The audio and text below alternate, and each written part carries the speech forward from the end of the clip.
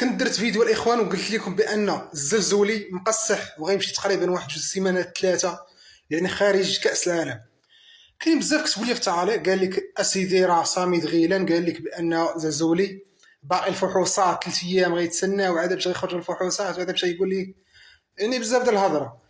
وانا قلت لكم بان الزلزولي ما غاديش يلعب كاس العالم، صافي مشى لكاس العالم والمدرب غادي يعوضوا بلاعبين اخرين. وداك الشيء اللي كان الخوت الخبر هو خرج كما كتشوفوا. الزلزولي واجرد خارج كاس العالم وتم التعويض ديالهم بالسعدان والسباعي. انا اول حاجه كنت ضد القرار ديال المدرب باش يدي نايف اجرد اللي هو اصلا مصاب، غيديه تما غادي ما غادي يدير حتى شي حاجه. واش غادي يدي حتى واش غادي بتلعب كاس العالم ولا مستشفى بغى يداوي اللعابه؟ انا هادشي اللي بغا نفهم. نفس الغلط اللي كان وقع للركراكي وقع مع وهبي، ما تبدل حتى شي حاجه. خلى نص الفرقه ديال الركراكي المرابط والباقيه، وزيد ثاني دا جوج لاعب ولا جوج لاعبين مصابين اقرد. ها هو دروكا داه مشى دار شويه في الميريكان وقال لك ما صافي ما غاديش يلعب كاس العالم لانه مصاب، عوضوا بسعدان. هادشي اللي قلنا الاخوان. الغلط ديال وهبي عاود نفس الغلط ديال الركراكي.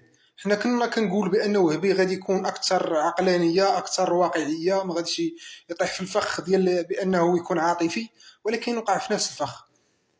الحاجه اللي عجبتني فيه هو التكتيك ديالو مختلف على الركراكي، كاين المهم عنده ما يعطي.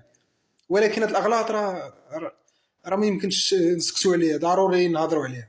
كشرا كاس العالم هذا ما كيبغيش بانك دير هاد الاغلاط هادو.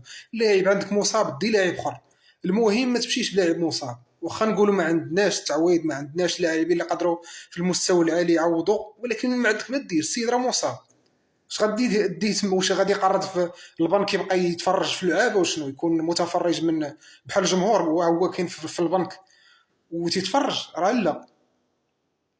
يعني المهم دابا الزلزولي خارج كاس العالم وهو نايف اقرد. تم التعويض ديالو بالسباعي وسعدان. سعدان مقارنه نجيو نقارنوا النيفو ديال كاس العرب مع كاس العالم، راه نيفو اخر، خصوصا قدام البرازيل وديك السرعات اللي عندهم راكم عارفين. وتيطلقوا شي كواري في العمق، اسيستات في العمق. يعني خاص تكون مونطالمون راه هربان. يعني صعيبه صراحه. ما عرفتش كيفاش غيبان الا تعطاتو الفرصه، ما عرفتش كيبان السعدان. بالنسبه للسباعي، سباعي شويه كنتمناو بانه يعطي شي مستوى داير. هو في السرعه ناقص شويه، مهاريا كاين، ولكن التهديف والاسيستات شويه ناقص. المهم كنتمناو لهم التوفيق. هادشي اللي كاين وتحياتي لكم.